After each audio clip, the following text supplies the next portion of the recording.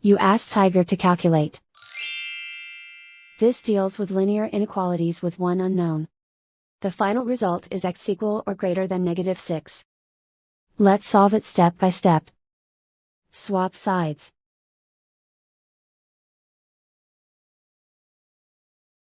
Group all constants on the right side of the inequality.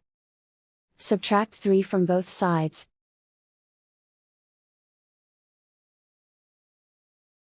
Group like terms.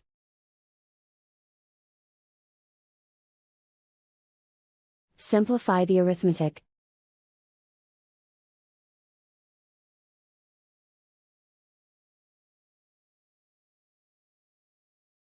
Convert the x into a positive number.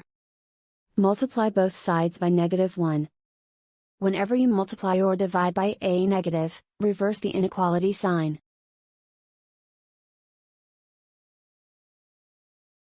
Remove the ones.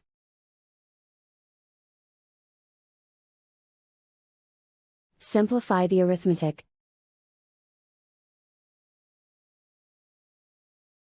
Plot the solution on a coordinate grid. And so the final result is x equal or greater than -6.